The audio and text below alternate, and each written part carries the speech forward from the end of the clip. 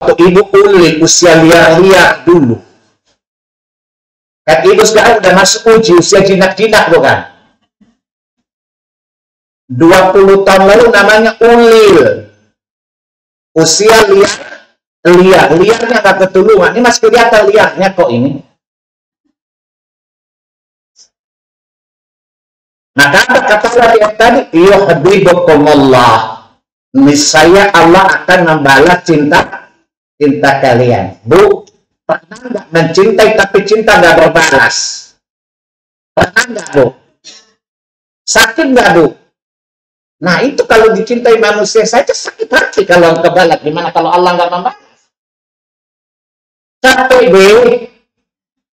Namanya mengejar bayang-bayang tak pasti, bukan? Dulu ada film judulnya Apa Yang Kau Cari Pak Lupi. Masih ingat nggak tahun 80-an? Dulu saya suka nonton film si malam minggu suka ke bioskop dulu. 21. Ya, biasa midnight saya. Ya. Salah satu judul Apa Yang Kau Cari Pak Lupi judulnya. Kata-kata masih ingat? Karena ingatannya nggak sebagus saya deh. Ya. Dulu satu kan menjadi artis, Bu. Kata ibu saya itu menghina kandungan saya. Nah, masa jadi artis? Saya kata kamu jadi ulama bukan artis. Bu, saya itu dikandung 11 bulan kurang sehari. Iya. Dokter itu teman ibu saya waktu Belanda sekolahnya. Ditanya, saya sebelum melahirkan, anak saya belum tamat belajarnya. Nanti aja bawa perutnya kemana-mana, ya, tetap ngaji walaupun kandungannya besar ngaji. Bu, gak keberatan. Ibu rasanya gimana? Biasa aja. Semua ada aturan waktunya kok. Ya, kok ibu kelainan? Enggak. Anak saya lagi belajar, belum khatam. Makanya kami berkata saya ada lain, cerewet, protes, kritis. Ibu-ibu di kampung saya suka tanya, ibu nggak pusing ya punya anak kayak gitu? Kata ibu saya, enggak. Kenapa? Allah tidak mungkin membebani saya di luar kemampuan saya, nggak mungkin. Dan Allah tahu anak ini tepat untuk saya, makanya Allah nggak kasih ibu yang bodoh-bodoh punya anak kayak anak saya ini. Dan Allah tidak ingin ibu stres, makanya nggak dikasih anak kayak anak saya ini. Kan saya suka nanya, Mami kenapa begitu, kenapa nggak begini aja? Contoh kalau misalnya ibu saya nerangin deh, ini aturan agama. Kenapa nggak boleh bantah? Kenapa mesti gitu sih? Boleh saya punya pilihan? Ibu saya bilang, tunggu nanti kamu tahu jawaban. Ada Allah saya sedang sakit, flu. Kata ibu saya tidur, nanti malam kita ke dokter. Lalu dia telepon dokter. Begitu kita ke dokter, dokter kasih tahu. Nah, karena dokter tengah saya manggil O. Ini obatnya diminum sehari 3 kali ya. Ibu saya tanya, kenapa kamu gak nanya 3 kali minum obat itu, kenapa nggak obat lain? Saya jawab, dia kan profesional nih. Nah, seperti itu Tuhan lebih maha tahu, maka tidak usah ditanya-tanya, kenapa Tuhan mau berbuat begini dan begitu. Ini coba ibu saya pintar bukan? Saya ke dokter ditanya, kenapa nggak protes dia? Ini waktu sekolah nggak pintar-pintar amat dia. Kata dokternya, Neng jangan kartu dong. Tapi kamu percaya sama dia kan, karena dia dokter kan? Nah seperti itulah Tuhan juga lebih dipercaya dari dokter ini. Kenapa dia 3 kali? Dia lebih tahu. Seperti Tuhan, kenapa sholat 5 kali nggak boleh 2 kali? Kenapa lapat ini digunakan bukan itu? Karena Tuhan lebih tahu dari dokter ini. Ini dokter ini teman sekolahnya, waktu sekolah nggak pintar-pintar amat dia. Maksud saya, itu cara menerapkan agama yang mudah buat anak. Tidak boleh nanya-nanya. Inqiyah. Ya. Nabi lebih tahu kenapa kita mengikuti Nabi. Seperti pasien mengikuti dokternya, apa namanya. Maka kata Allah, ya kalian mencintai Allah, ikuti Muhammad. Karena Muhammad tahu formula sesuatu. Dia tahu penyakitnya, dia tahu obatnya. Dia tahu setiap penyakit dengan terapinya, Muhammad lebih tahu. Karena Muhammad diberitahu oleh Tuhannya. Selain itu hanya hayalan saja. Paham anak-anak? Maka perbanyak zikir sebagai bukti Anda mencintai Allah. Dan kalau Anda mencintai Allah, ikuti Muhammad sallallahu alaihi wasallam. Salah satunya zikir sudah sholat. Apa dibaca beliau? Astaghfirullah thalatha marrat, 3 kali. Jadi Nabi begitu salam kanan dan kiri, boleh sekali, boleh 2 kali ya. Ada bahas. Ada 2 riwayat. Ada ke kanan, Aisyah bilang ke kanan saja. Paham? Jadi kalau orang salam sekali saja salat. Sekali itu berdasarkan riwayat siapa? Aisyah radhiyallahu anha. Kemudian Anda katakan apa? Astaghfirullah.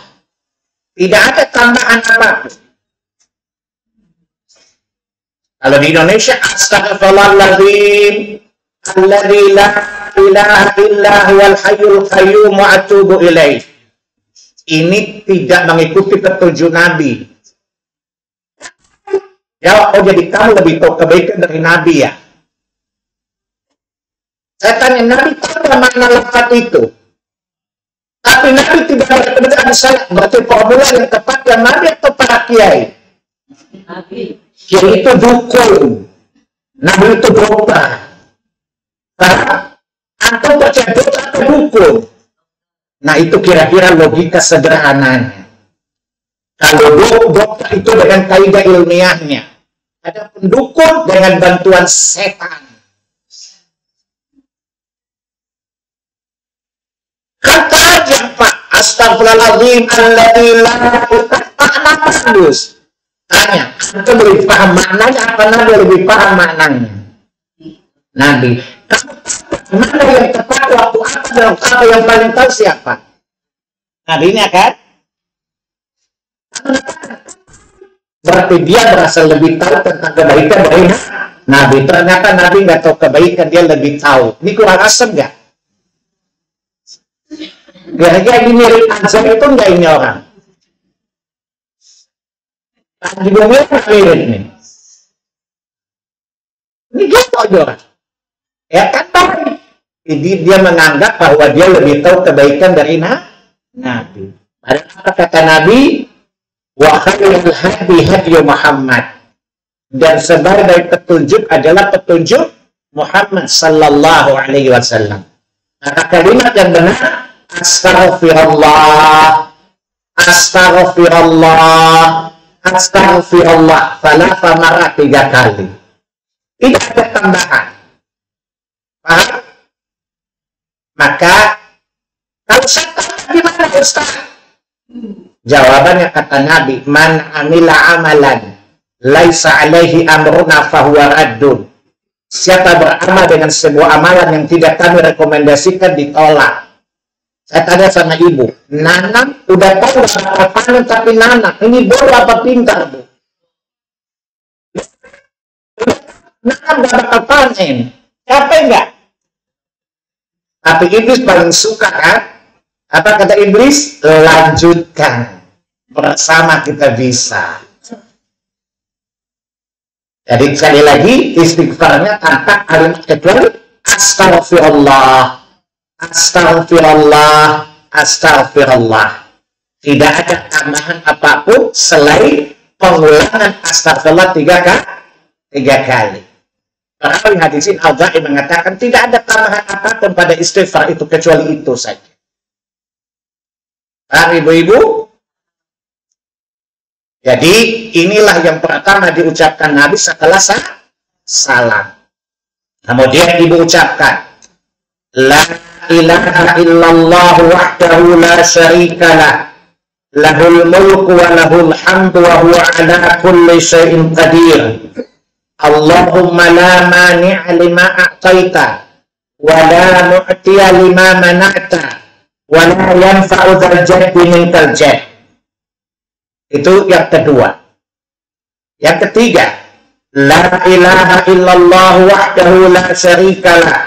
Lahul mulku wa lahul hamdu wa huwa ala kulli syai'in qadir. La haula wa la quwwata illa billah. La ilaha illallah. La na'budu illa iyyahu. Wa lahun ni'matu wa lahul fadlu wa lahus sana'u, ya. Wa lahul husna. La ilaha illallah mukhlishina lahu-d-dina wa law karihal kafirun. La ilaha illallah wahdahu la syarika lah. Lahul mulku wa lahul hamdu yuhyi wa yumiit. Catatan, Bu. Kalau ibu sholat subuh dan maghrib, baca dulu kalimat ini 10 kali, baru rubah posisi. Paham? Saya kasih contoh ya. Ibu tahu posisi tahiyat, udah kita sepakati kemarin ya. Duduk tawaru lebih umum ya.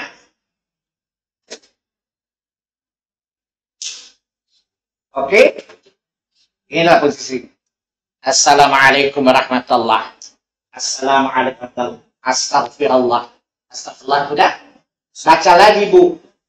Untuk subuh dan maghrib. La ilaha illallah wahdahu la syarika lah. Lahul mulku wa lahul hamdu yuhyi wa yumiitu wa huwa ala kulli syai'in qadir 10 kali. Setelah itu baru boleh berubah posisi. Tidak apa-apa kalau berubah, tapi tidak dapat pahala kan? Ibu pengen bonusnya lengkap apa berkurang, Bu? Urusan dunia dia tangga. Ya, setelah itu baru kita boleh disunahkan merubah posisi duduk. Untuk subuh dan hadits Tirmidzi ya, pahalanya luar biasa banget. Pahalanya sama dengan memerdekakan 10 budak, 1 orang budak. Allah mengampuni dosa-dosa kita. Dan kalau mati hari itu tidak langsung masuk surga insya Allah. Ya, jadi untuk pagi dan maghrib dan subuh disunahkan sesudah astagfirullah baca apa? La ilaha illallah wahdahu la syarika lah. Lahul mulku wa lahul hamdu, ada tambahannya yuhyi wa yumiit. Ya, yuhyi wa yumiit wa huwa ala kulli syai'in qadir. 10 kali kemudian baru kita merubah posisi kita.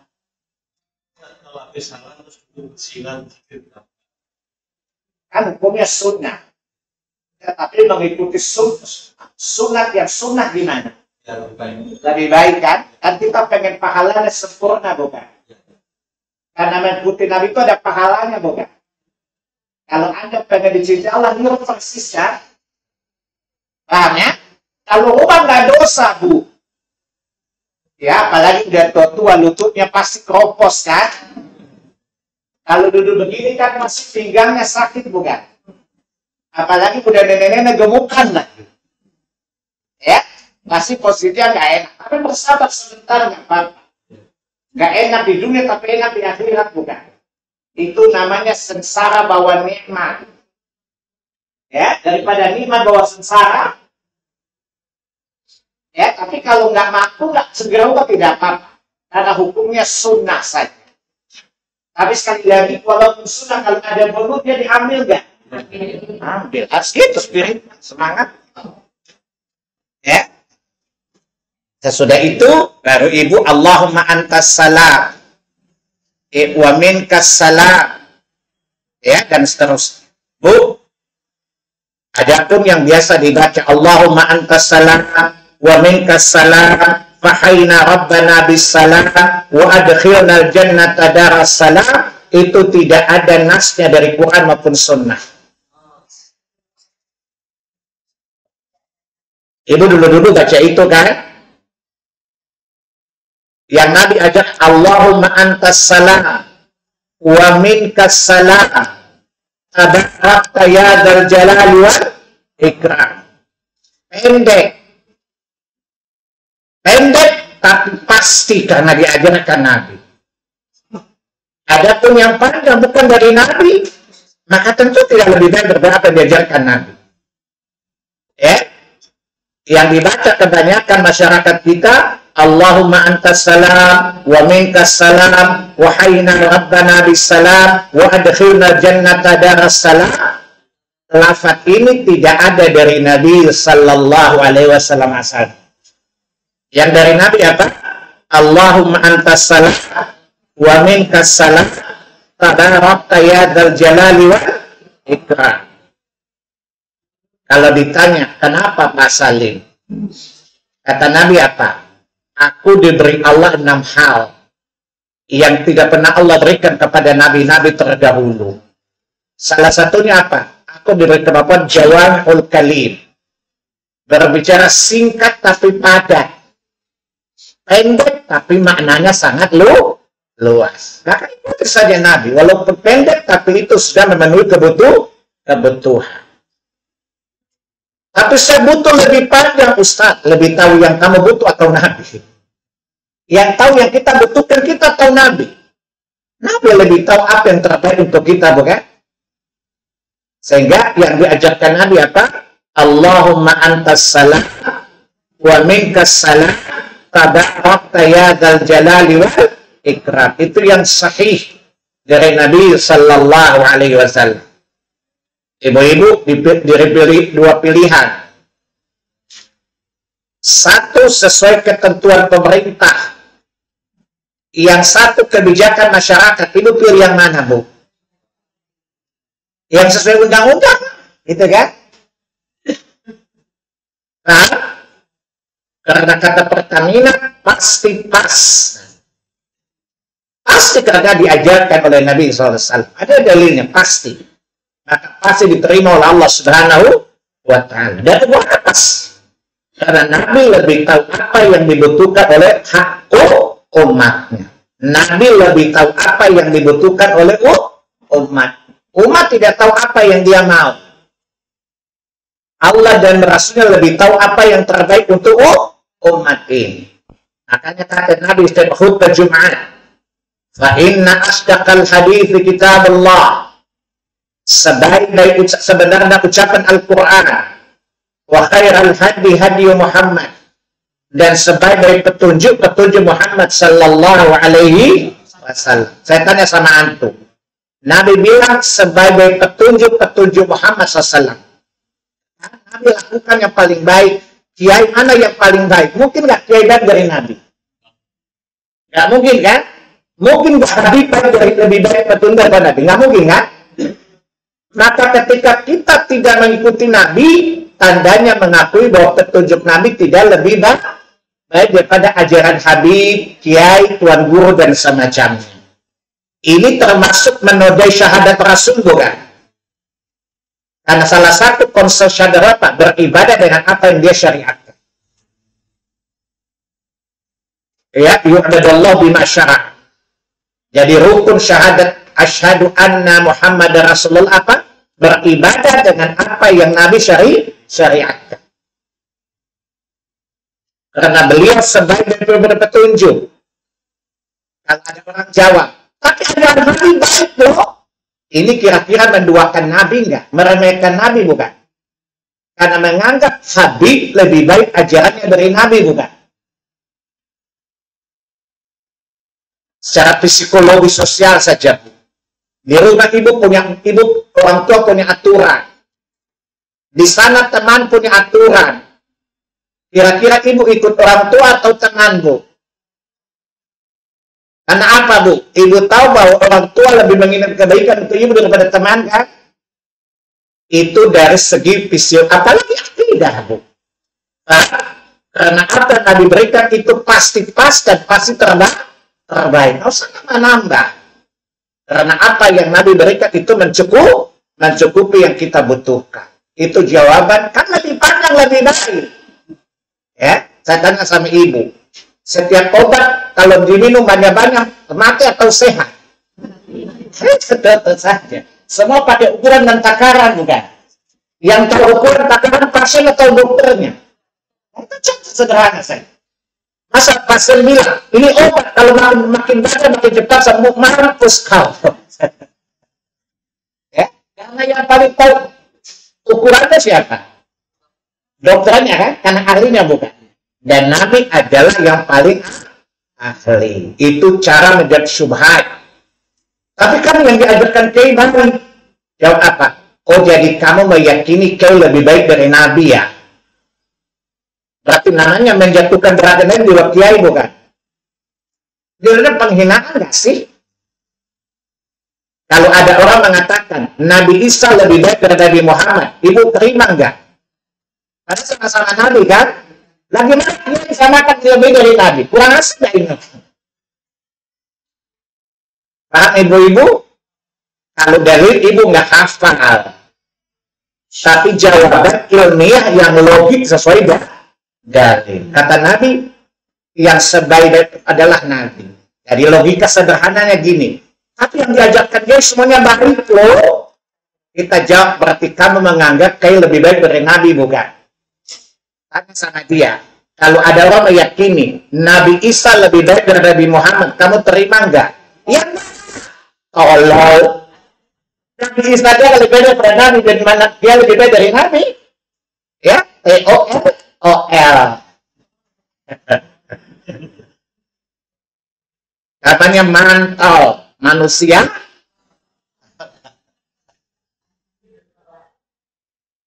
Ini bahasa nyelekit ya Bu. Jelas Bu? Nabi Isa dengan Nabi Muhammad saja lebih baik siapa? Apalagi Kiai sama Nabi, masa disamakan aja enggak, apalagi dinamakan, disamakan. Ya. Jadi ini termasuk namanya kita murtad tanpa sadar. Ya, karena termasuk melecehkan Nabi, termasuk merendahkan martabat kenabian. Saya ulangi, menganggap Isa lebih baik dari Nabi Muhammad pun tidak boleh. Karena dalil menunjukkan Nabi Muhammad adalah Nabi yang paling utama. Dia pemimpin seluruh para Nabi pada hari kiamat. Nah, kalau Nabi sesama Nabi saja, kalau ditanya, kan sama-sama Nabi. Jawab beda derajat, keles. Saya tanya, karena Nabi itu satu derajat atau beda derajat? Beda derajat, dalilnya. Antum dari dulu jawab tapi tidak bertanggung jawab. Surat 17 ayat 50. Saya bacakan kalimat yang kedua. وَلَقَدْ فَضَّلْنَا بَعْضَ النَّبِيِّينَ عَلَى بَعْضٍ. Dan kami lebihkan sebagian nabi atas sebagian yang lain. Menunjukkan sama-sama nabi, tapi kedudukan dan derajatnya berbeda.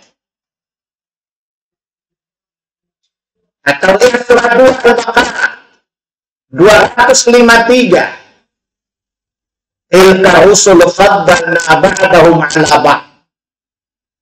Demikianlah surah itu kami lebihkan sebagian atas sebagian yang lain. Menunjukkan para nabi saja levelnya tidak sama. Apalagi yang bukan nabi dengan nabi. Paham Bapak-bapak?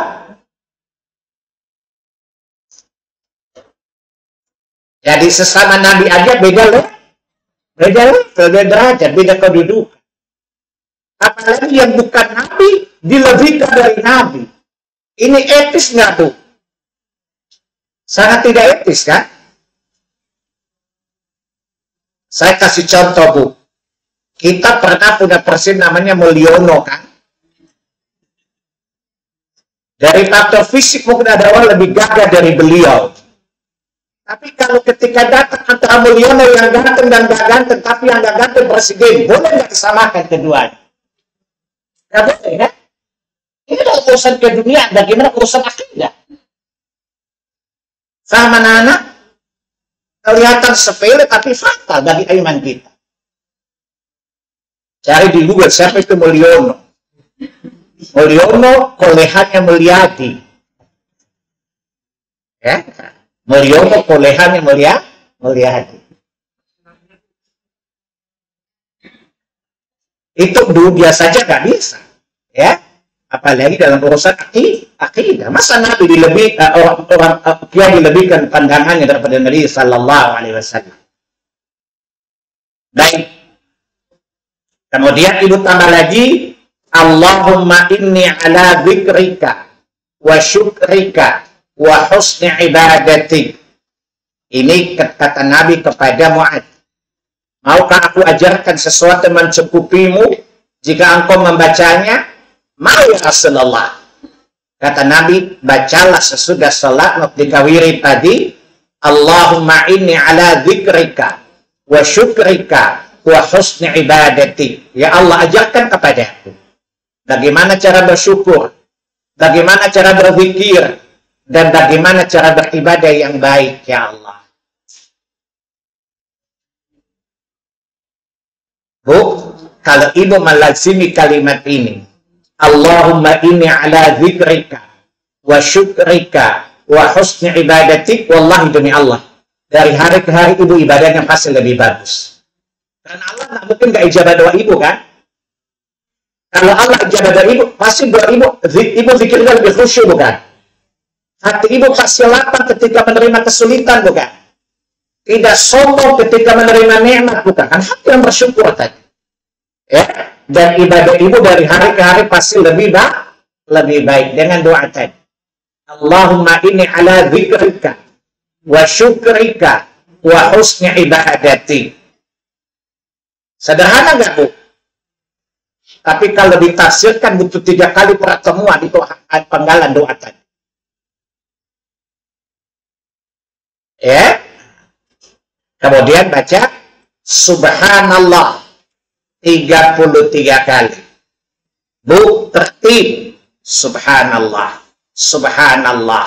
Subhanallah. Ya, subhanallah. Kayak ayam, pantat ayam kena angin gitu loh. Udah coba belum? Udah coba buka pantat ayam lalu ditiup angin gimana? Gini-gini, Bu.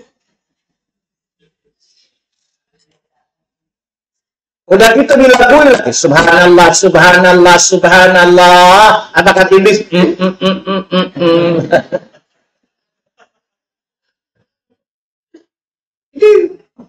Menganggap syariat belum sempurna, maka mereka menyempurnakan syariat. Bu, yang namanya zikir itu lisan dan hati bersamaan, beriringan. Ya. Subhanallah, subhanallah, subhanallah. Jangan kebut. Subhanallah, subhanallah. Ada yang coba ibu lagi di masjid. Ya. Alhamdulillah gini. Apa kata ibu? Alhamdulillah. Ya, itu namanya menabur garam di laut kan? Sia-sia bukan? Sia-sia Bu. Jadi muqatta'ah. Terpotong-potong per kalimat. Nabi kalau zikir itu muqatta'ah. Muqatta'ah terpotong potong per kalimat. Subhanallah, subhanallah, subhanallah. 33 kali. Alhamdulillah, alhamdulillah, alhamdulillah. Saya kasih contoh aja Bu. Tadi coba Bapak Ibu datang ke acara yang ada aturan protokolernya. Yang hadir Mulyono. Kira-kira orang menyebut nama Mulyono pada sopan santun bukan? Ada etika enggak? Nah gimana Anda menyebut nama Allah atau dengan seenak perutnya? Si Mulyono dari Solo saja disebutkan dengan sopan santun. Gimana Anda menyebut nama Allah Jalla Jalla? Jelas Bu? Alhamdulillah.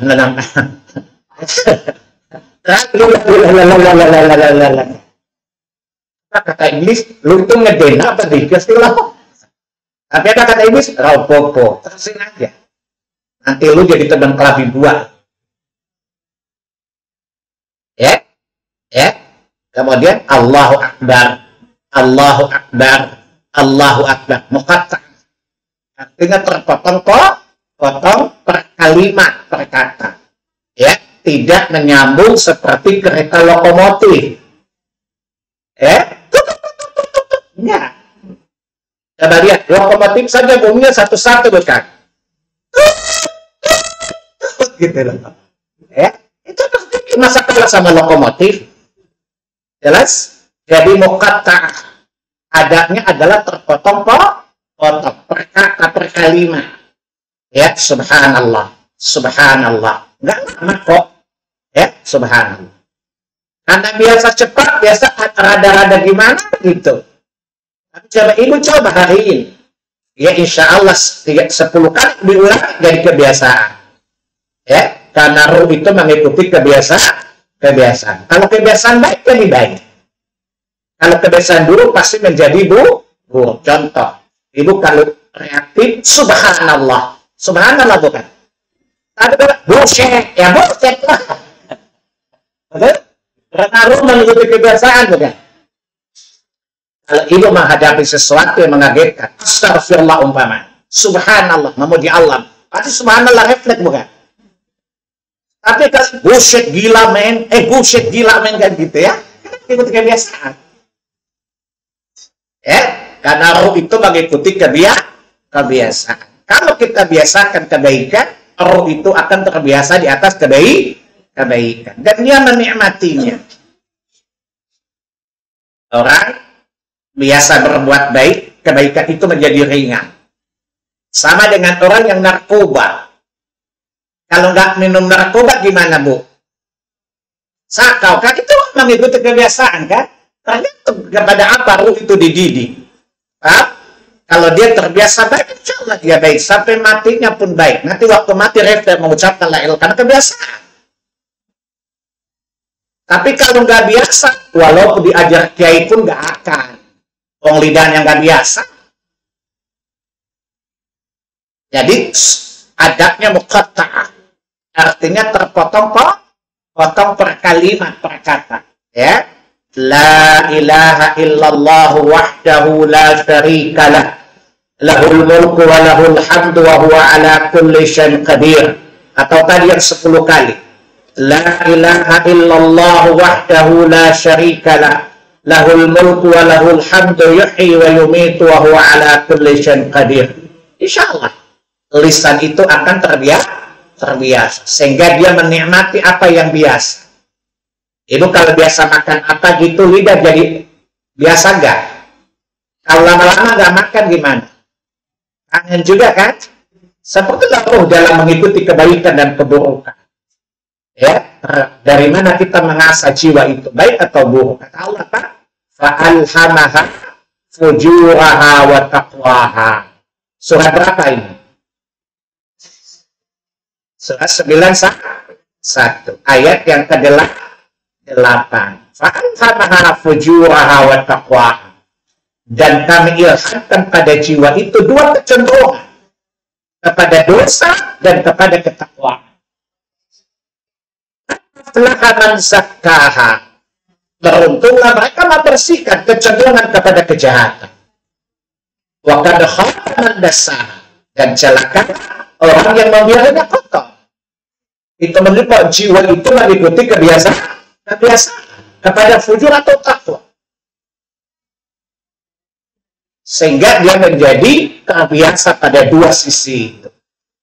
Kalau yang dominan fujur, biasa orang bicara kebaikan gak diterima, selalu ditolak. Karena sifat fujur kedurhakaan lebih dominan. Tapi kalau jiwa takwa dominan, dia gampang menerima nasihat. Dia gampang menerima kebaikan. Itu dalil bahwa roh mengikuti kebiasaan.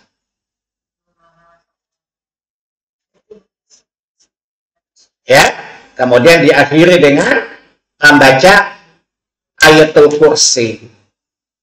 Kemudian membaca al-ikhlas sekali untuk zahar, untuk asar, ya, dan isya.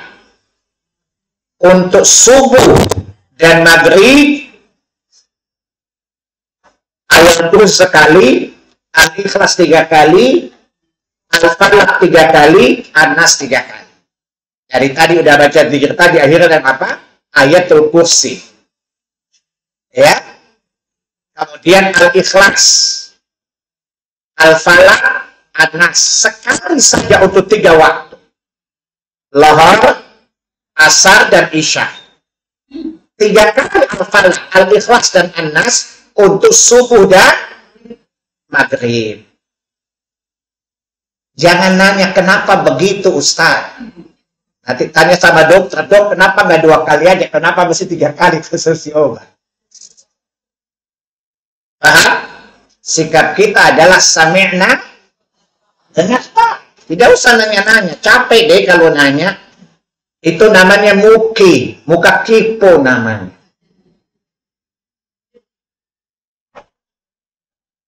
Ya? Dan di waktu subuh kita disunahkan membaca apa? Allahumma inni as'aluka ilman nafi'an. Ya, wa rizqan thayyiban wa amalan mutaqabbala. Ini menunjukkan apa? Memulai hari dengan optimisme. Dan tidak ada optimisme kecuali tawakal kepada Allah Jalla Jalla. Ya Allah, aku berharap agar amalku diterima oleh. Ini orang suka tanya, gimana Ustaz agar saya ikhlas? Baca doa ini. Allahumma inni as'aluka ilman nafi'an. Insya Allah ibu biar tua belajar lancar. Kan itu bermanfaat. Wa amalan mutaqabbal wa rizqan thayyiban. Dan rezeki yang baik. Bu, insya Allah tua-tua gak miskin. Karena Allah jamin rezekinya baik. Tidak berlebihan, tapi cukup untuk memenuhi kebutuhan. Daripada tua-tua tapi hasil korupsi anaknya.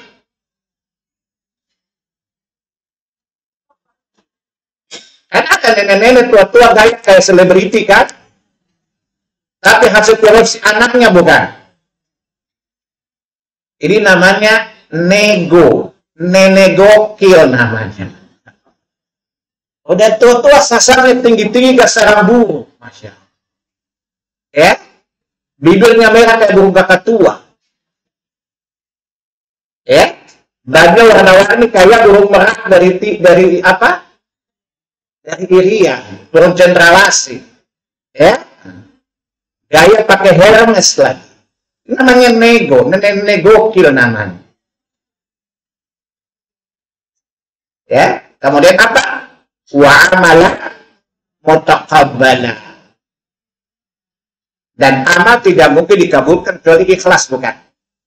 Jadi kalau Allah mengijabah doa ibu ini, masih Allah ubah hati ibu jadi ikhlas ketika beramal. Karena sebuah amalan tidak akan diterima kecuali di atas sunnah dan di atas keikhlasan. Ini dengan Nabi jawabnya kalim, singkat tapi padat, mencukupi. Ya, jadi melazimi doa di subuh apa? Allahumma inni as'aluka ilman nafi'an. Saya yakin bulan depan ibu hafal pelajaran insyaallah. Ya, wa amalan mutaqabbal wa rizqan thayyiban. Insyaallah rezeki kita baik. Wa amalan mutaqabbala. Pertanyaan. Pak Salim, habis sholat mesti duduk di situ atau boleh sambil apa? Ngoseng kangkung. Nggak boleh sambil ngoseng kangkung, nggak masalah. Tidak disyaratkan mesti duduk di tempat. Misalnya ibu mau ke mobil sambil pikir, tidak masalah. Para ulama tidak berselisih pendapat soal itu. Paham? Tidak disyaratkan mesti duduk waktu itu. Tapi lebih utama adalah langsung tidak boleh berperhati sebelum kita bergerak. Paham? Tapi kalau sekiranya ibu-ibu, namanya ibu kan PKK perempuan kesana kemari kan, kadang-kadang ibu mau bayinya lebih tinggi dari bapak-bapak bukan? Kadang-kadang ibu lebih sibuk daripada bapak-bapak kan? Kan ibu pengacara, pengangguran banyak acara kan? Yang pejabat suaminya yang sibuk bininya bukan? Padahal ibu jabatannya apa? Lewat pintu. Lewat dapur, tapi kadang-kadang jabatannya gayanya melebihi jenderal, padahal lewat kolong. Lebih sibuk dari jenderal. Tidak apa-apa, Bu. Ya. Jadi tidak disyaratkan mesti dulu di tempat. Boleh sambil jalan, tidak apa-apa. Ya, dalam kaidah fikih apa? Kalau tidak bisa semuanya, jangan ditinggalkan semuanya. Misalnya habis sholat, duduk, itu lebih utama. Tapi kalau nggak bisa berjalan, Itu namanya kaidah. Kalau tidak bisa semuanya, jangan ditinggalkan semua, sebagian. Sampai di sini jelas? Jelas ya? Mudah-mudahan antum bisa memahami apa yang dijelaskan, jadi semangat untuk beribadah kepada Allah Subhanahu wa Ta'ala. Sedikit, tapi di atas sunnah dan keikhlasan itu pasti diterima Allah. Daripada banyak, tapi tidak sesuai sunnah.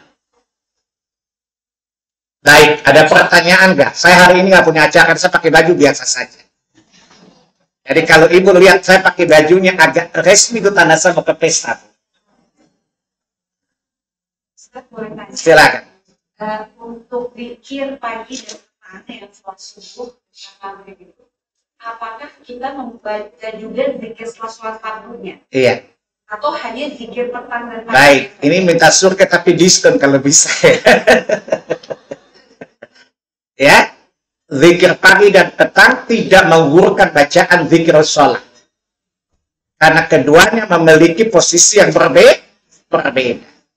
Jadi, tetap ibu baca zikir sholat dulu sempurna, kemudian ibu baca zikir pagi dan petang. Untuk pagi dan subuh. Ada pertanyaan melalui Zoom, Ustaz, dari Zoom dulu.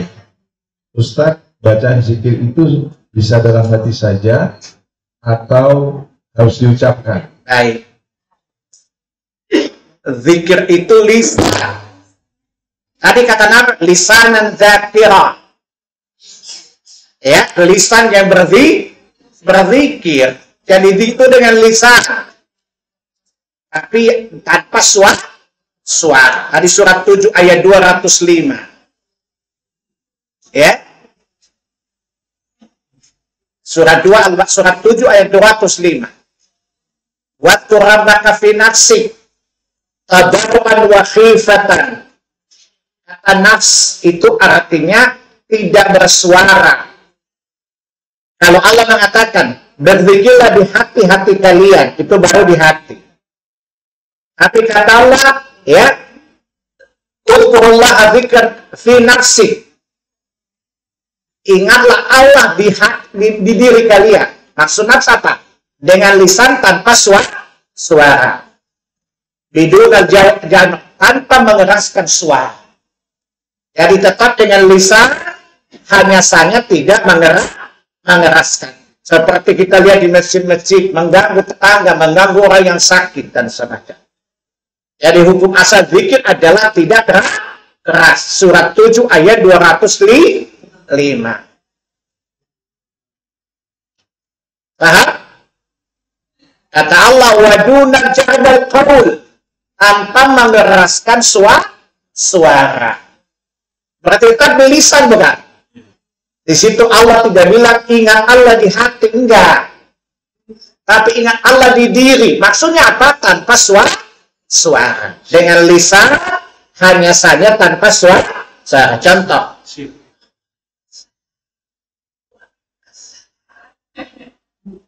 Ya, bukan gini.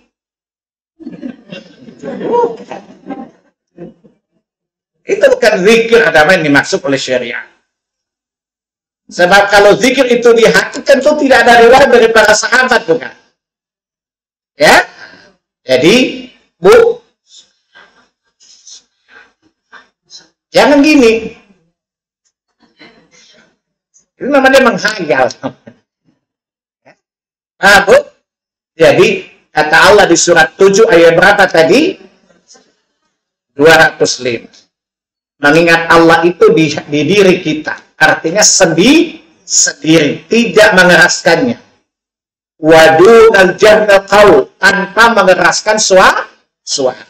Kalau Allah bilang, ingat Allah di hati-hati kalian, oke dalam hati. Tetapi kata Nabi, lisana zakiran tadi. Lisan yang berzikir. Berarti lisan itu lidah, bukan? Hanya tanpa suara. Kecuali disyariatkan bersuara kayak takbir, kayak adzan, dikeraskan. Menunjukkan hukum asal zikir adalah tidak dikeraskan, baik pagi dan petang. Jadi nggak usah cari perhatian. Subhanallah, nggak usah. Ya. Cukup aja, Bu. Jadi lisan bergerak. Ya, bagaimana firman Allah surat 5, surat 7 ayat 205 tadi. Jelas ya?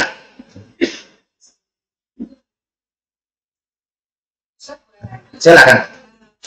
Di saat kita membaca zikir pagi dan petang, itu harus tertib dalam arti ada urutan-urutan. Enggak. Ya, jadi boleh. Itu kan tidak berurut bacaannya. Ya, itu hatinya berpisah-pisah kan? Jadi boleh. Jadi ibu kalau tanya yang di buku urutan, saya nggak hafal urutannya. Karena saya tiap hari selalu rolli itu. Nah, urutan. Ibu-ibu, silakan ada yang mau bertanya? Silakan, Bu. Memaafkan salamnya, baca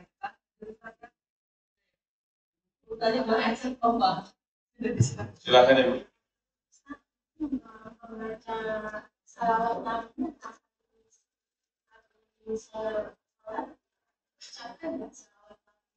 Tidak ada tuntunan dari hadis bahwa Nabi bersalawat sudah sholat. Kemarin kita bahas dalam sholat, salawat itu adalah ketika di dalam tasyahud. Tapi kalau ibu habis salat lagi santai bersalawat tidak masalah. Asal jangan diyakini bagian dari zikir kepada Allah ketika sholat. Jelas ya?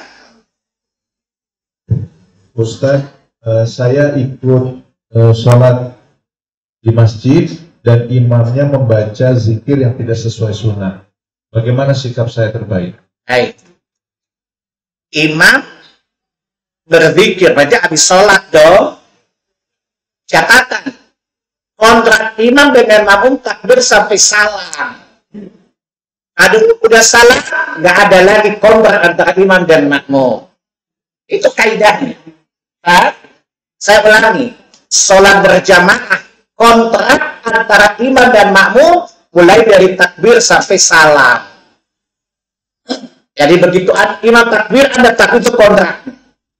Ketika Anda takbir imam, tidak boleh menyelisih di dalam kaifiyat sholat. Kalau dia salah, kita salat, selesai hubungan antara imam dan makmum. Tadi udah dijelasin, Bu, sambil ngoseng kangkung juga nggak masalah, kan?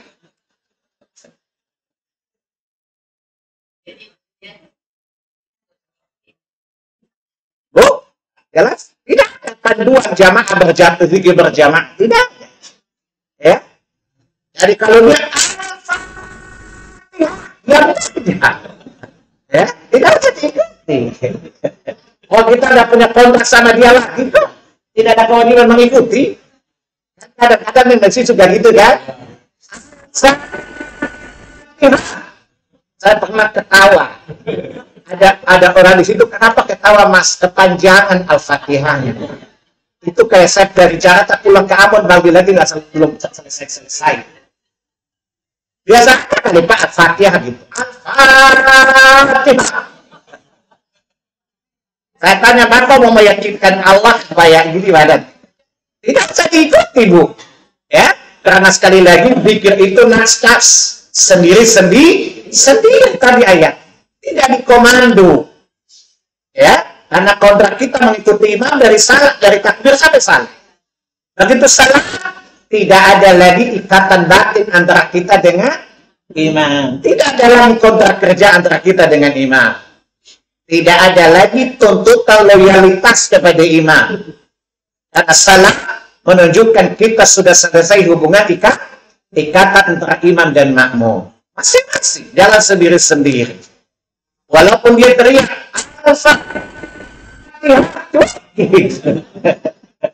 angkat saja orang gila ngomong. Nggak usah dipikirin. Angkat saja orang ngigau gitu ya. Ustaz, apakah ada bacaan zikir khusus setelah sholat sunnah? Tidak ada ya. Semua zikir-zikir itu adalah ketika sholat fardu. Ada pun sunnah seperti sholat duha misalnya.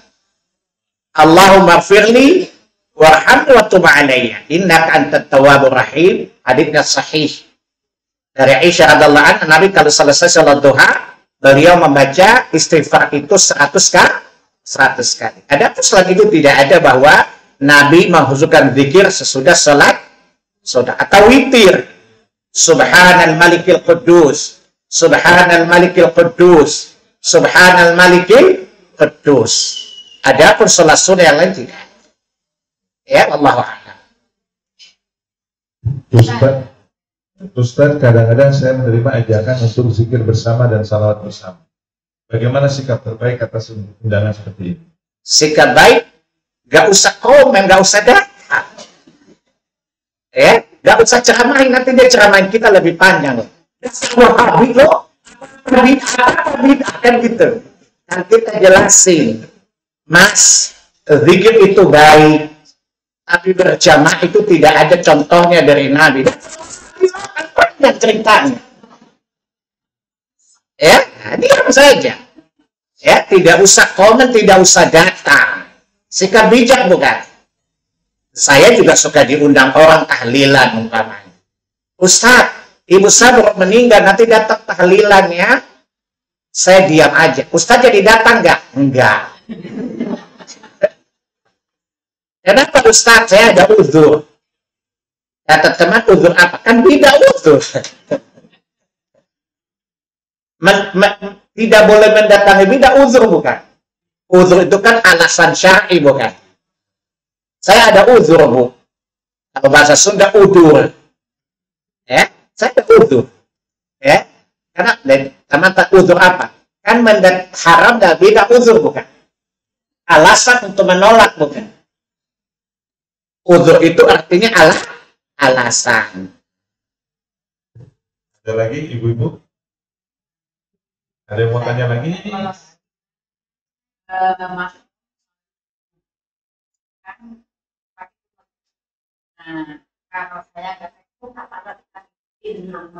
Baik.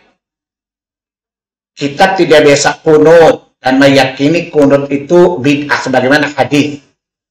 Bahwa seorang sahabat berkata kepada ayahnya, wahai ayahku, engkau sholat di belakang Rasulullah, di belakang para sahabat, apakah mereka membaca kunut di waktu subuh? Kata sahabat ini, itu ihdath, itu bid'ah. Karena sholat kunut yang dibacakan Nabi itu namanya kunut nazilah. Kunut ketika sedang terjadi bencana. Itu yang sahih. Adapun untuk sholat 5 waktu enggak. Dan itu pun Nabi baca 5 waktu, tidak waktu subuh saja. Imam Syafi'i menjadikan subuh itu sebagai sunnah. Tetapi dibid'ahkan oleh sahabat yang mulia ini. Nah, kalau kita meyakini itu bid'ah, maka tidak boleh ikuti dong. Tapi karena posisinya kan imam. Dan kita makmum, mesti ikuti dia, tidak boleh menyelisih dia. Ibu cukup diam saja, tidak usah macam-macam, nggak usah ruku duluan. Tunggu saja sampai dia ruku. Kata para ulama boleh, Imam mengatakan tidak mengapa kalau mengangkat tangan. Tetapi tidak mengangkat nggak apa-apa. Yang tidak boleh adalah mendahului dia sujud, nggak boleh. Tunggu sampai sama-sama sujud. Ustaz, saya beberapa kali hadir di kajian yang lalu ada bacaan Asmaul Husna bersama-sama. Bacaan ini apakah bagian dari zikir? Kalau tidak, bagaimana sebaiknya sikap saya? Asmaul Husna termasuk zikir ya. Akan tetapi Nabi tidak pernah urut-urut seperti itu. Jadi urutan yang ada saat ini itu dari hadis Tirmidzi. Dan hadisnya sangat lemah sekali. Nah, tidak mengapa kalau kita pakai urutan yang lazim.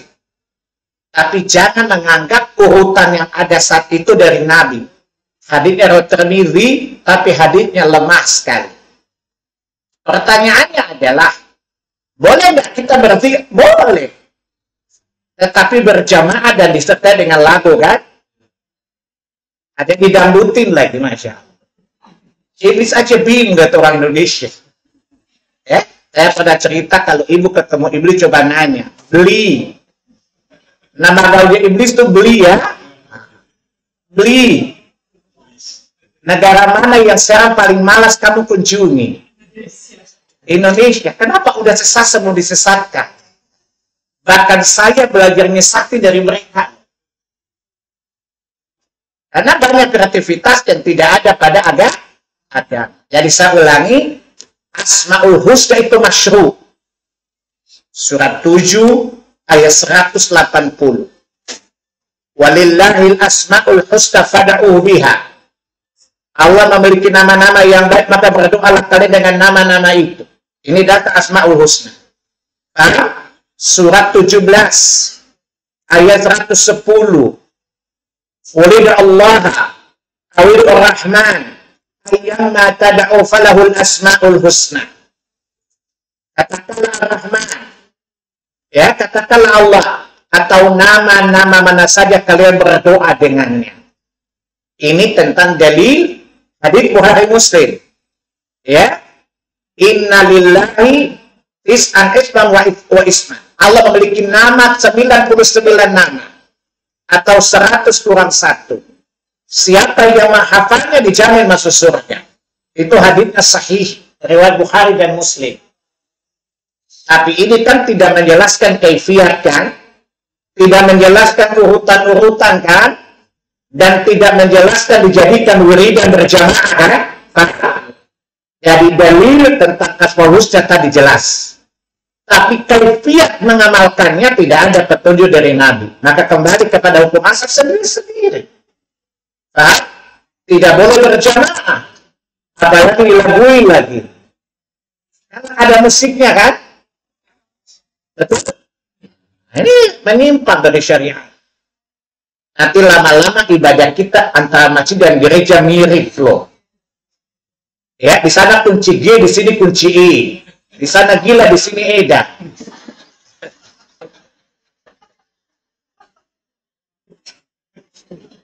Ya, sedangkan oktav 7, sini oktav 8.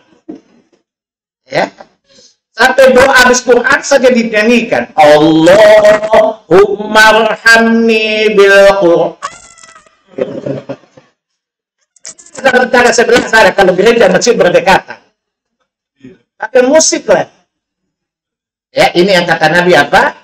Kiamat tidak terjadi sampai kalian mengikuti orang sebelum kalian sejengkal dan menjengkal.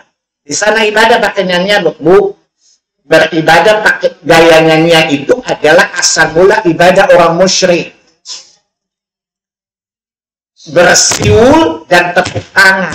Lihat surat 8 ayat 35. Ibadah orang musyrik di Ka'bah itu asalnya adalah siulan dan tepuk tangan. Tentu siulan tidak seperti antum kode cewek, bukan. Siulan itu berirama, bukan. Tepuk tangan bukan apnusan, kan? Pasti berirama, bukan. Kemudian oleh Yahudi dan Nasrani ditiru jadi nyanyian tadi. Paham? Jadi ibadah dengan cara berirama nyanyian itu asal muslanya dari agama paganis, penyembah berhala. Surat 8 ayat 35 tadi. Jelas? Ya, kemudian oleh Yahudi dan Nasrani dijadikanlah lagu. Awal mulanya musiknya pakai mulut. Ya, lama-lama kemudian menjadi alat musik. Paham? Nah, kita tidak boleh menyerupai orang-orang kafir dalam beribadah. Ya, nah, lalu lama-lama kita berdoa itu ibadah, bukan? Ibadah. Surat 40 ayat 60. Allah katakan doa itu ibadah. Hadits Ibnu Majah dari Abdullah bin Abbas. Kata Nabi, ad-du'a huwal ibadah. Doa itu ibadah. Nah, pertanyaan, kalau ibu ibadah, doa ibadah. Allahumma arhamni bil Qur'an. Gitu loh. Apa bedanya sama setengah sebelah saja? Sama nggak, Bu? Sementara kata Nabi, man tasyabbaha bi ghairina falaysa minna. Siapa menyerupai kaum selain kami, maka dia tidak termasuk kaum kami. Jelas, Bu? Jadi Asmaul Husna sebagai zikir boleh, tadi dalil. Tetapi dengan cara tertentu tidak boleh. Ya? Sebagaimana hukum zikir tidak dikeraskan. Masing-masing. Tidak berkelompok-kelompok dan semacam. Apalagi dilakukan disertai musik lagi. Ada ibu-ibu, ini ibu-ibu memiliki stres memang. Makanya saya masih pakai banyak singkir gara-gara ibu-ibu. Kalau nggak saya lebih tua dari waktu sebenarnya. Karena punya masalah banyak, ngotot. Ada teman ibu-ibu kasih tahu. Itu bukan ajaran Islam loh, bukan. Khusyuk loh. Namanya ibu-ibu panjang lidahnya, pendek akalnya, cetek imannya. Saya yakin benar karena saya khusyuk sekali. Terus saya tanya, Bu, khusyuk itu bukan tanda kebenaran. Orang Nasrani ketika haleluya khusyuk nggak? Khusyuk ketika hidup jemaah. Khusyuk. Apakah dia khusyuk benar itu agamanya? Paham? Kalau pakai dalil ibu nggak mikir, pakai akal aja. Kalau khusyuk itu tanda kebenaran, biksu khusyuk nggak ketika nyanyi-nyanyi? Khusyuk. Khusyuk bukan tanda kebenaran. Kebenaran mendatangkan kekhusyuan. Tapi kekhusyuan bukan tanda kebenaran. Sebab kalau khusyuk itu benar, agama lain pernah khusyuk kalau dia ibadah. Ya, dalam kasih Tuhan Yesus Kristus. Khusyuk betul dia. Betul? Khusyuk dia. Apalagi kalau lagunya serius sama Allah khusyuk dia. Dan kali lagi, khusyuk bukan tanda kebenaran. Sebab kalau khusyuk tanda kebenaran, orang kafir juga khusyuk dalam ibadah. Tapi itu bukan tanda kebenaran. Jelas, Bu? Ini kan ada ibu pakai akal kan. Saya yakin benar karena saya khusyuk sekali, Ustaz. Menghadapi ibu-ibu masih panjang lidah, panjang akal juga. Karena ibu itu bodoh, ngotot. Namanya bongot. Ya? Bohong, oh, pelan-pelan aja nih kalau sama guru, jangan tapi begitu. Ya? Karena saya cepat tua karena muridnya kebanyakan ibu-ibu. Harus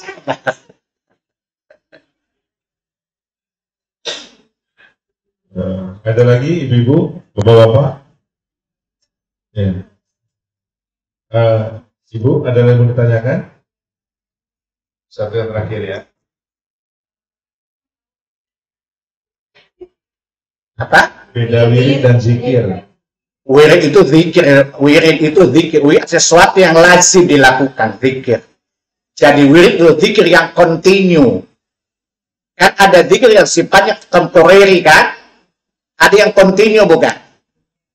Zikir habis sholat itu kontinu apa temporary, Bu? Kontinu, itu namanya wirid.